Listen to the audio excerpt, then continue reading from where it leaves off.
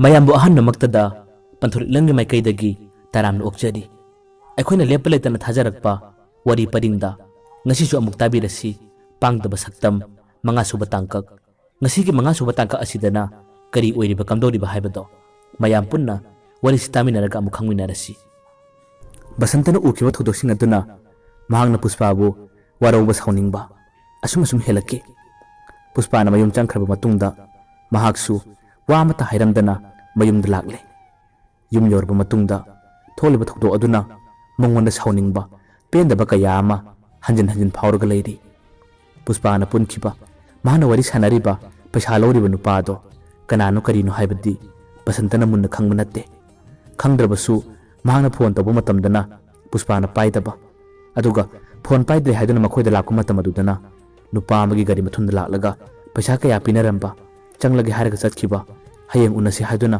matam kaya ama thanakiba singado mahangna loina uhoba tahawbaduna mahak hojikchu Puspabu warauba chawningba sum helai numitugi numidangduma basanta ngihakta phawu tumina leiba ngamde chawningma nungaitaba kaya aduna chakchu chade mahaki ka aduda adum unglaga leiri pung nipan khare helakwa adwaida Puspana mangona phone tawrai basanta su phone do ahan badi paide anirak ahumlak Puspana hanjin torakpadagi basanta phone paire phone paire su wa kaya ngangde hello haraga wa makha tade Puspana haire tamo ai thaba khara chinbagi tamona phone torakpudu paide tamo aigona saunuko basanta mahana adumna haira phawbada wa mata khumde Puspana haire tamo tabra ina haido ai thaba khara leibagi nangona phone toraktabani tamona phone torakpusu paidabani na aigona saunuko haduna amukusu haire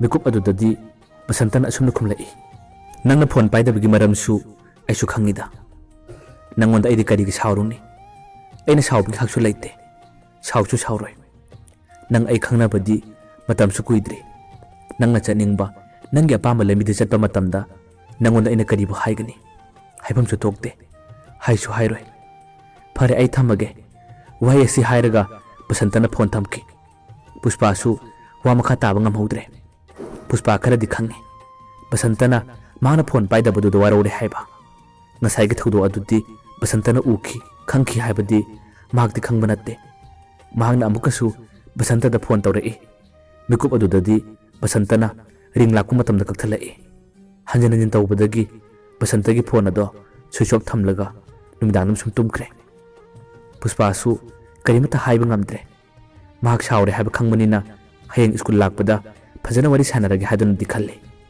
mathami numit adusu Puspa school chake khalambane adubu yumda achinba thaba kaya ama leirakpadagi mahak school chatre asomdana basantana school lakku matamda mamanaba Gopi ga mahakka wari kaya ama sanai Gopi da mahakna sumna hangi Gopi Puspa si karma mino mase aina phajana khangba haibadusu oidri maga ye khangnabusu kuidri mase mamit jamna ngaubra matam sigi arang arakta mahak si khara ngaubra haiduna mamanaba Gopi da hangi Gopi na makhum lai as itaw aisu khangde he maga ikhoiga school chita punna matam dadi madi langmusu ude aduga nupa topa khangnei habiga pawsu dadida nangna wakhal lana khanbagira natraga nakhoi honi huju kadi toba yawbage nangna dumna hangidubo basantana makhum lai mada ina phone tawbusu paide phone paida baduda kaidorobuno haduna ngarang ai makhoiramda challe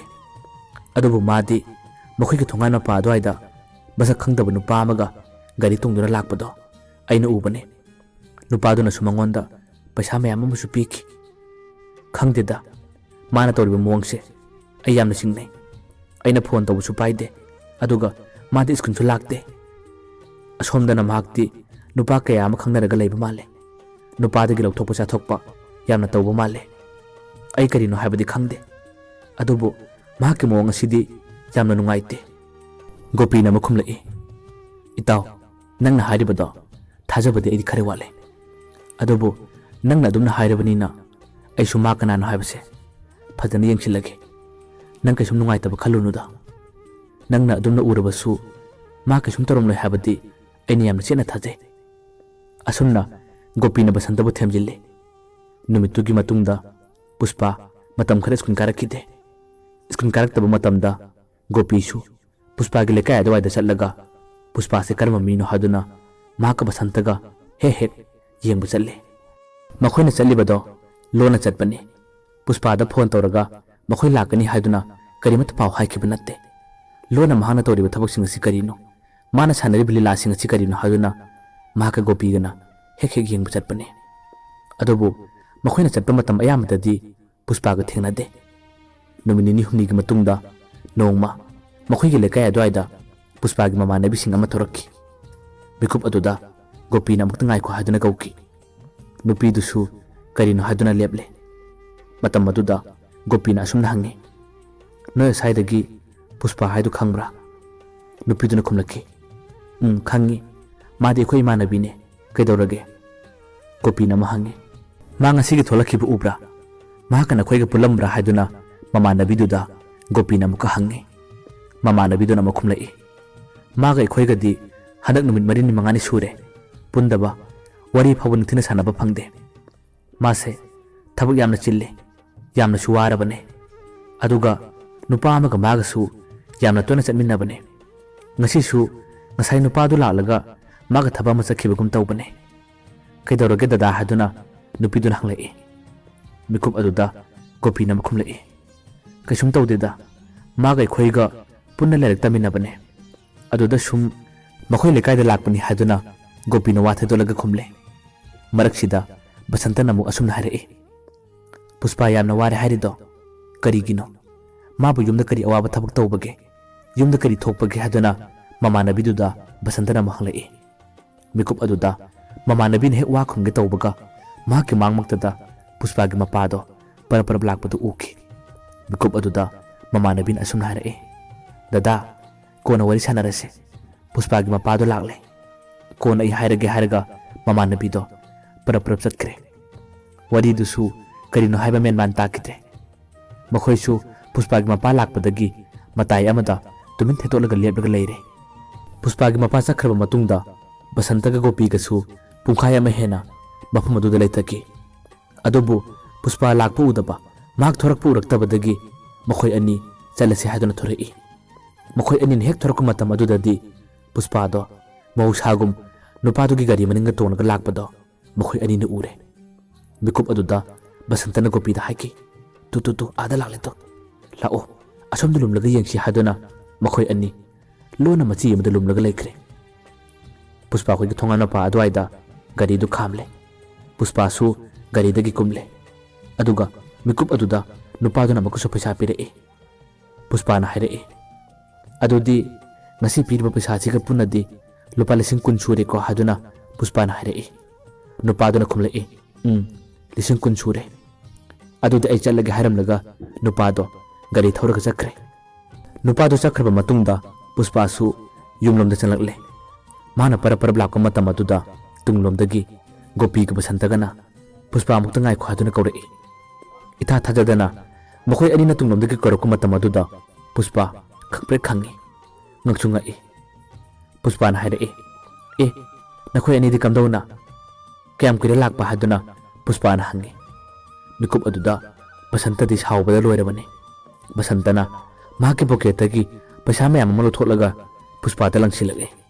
Paisa adu langsilakka matam aduda Puspa do basanta da ingangani yelai. Mikup aduda basantana asumna haire. Paisa pambi arang ngarakta ngaubi nangna pamlibise asi natra. Tu lauro tu ngasina ingwadagi man lauro. Hayana kanaguma nipa amadagi man lauro. Nangi leiriba mawong mata wasida nangsi aina yamna chamna khallubane. Adubu nangdi nupadagi lauthok chathokpi yamna aphaubi tawngami nupina habase nang aina chap chana khanglabane. Ngasidagi nang aiga muna wari sanaroi. Nangonda so aina phone torokloi. Nangonda aina pikba phone lado yamna thuna pitaro. Wahai si haram laga basantana mamanaba Gopida. Lao Gopi chalase mafam sida kuina leirigum si haiduna para chatpa hawi. Gopi da laktri. Gopi na tapna Puspa da sumna haire. Puspa nang ngasi torba mo ngasi karino. Nang na sumna torong ngani habase. Ay tasina mo thajade. Nahak wakhan kardi kanta haningi. Pare ay chalagi hair kumata maduda Puspa na sumna haire. Tamogopi, nakoin urba miyeng ado, yamna lale. Adobo, mahang na ibu yamna shaure haba khangi. Mana ibu su, yamna thina su seiramle. Magi miyeng da aise, arang arak pambi, yamna taungambi, nupadagi lautok chathokpi nupiyo na ukre.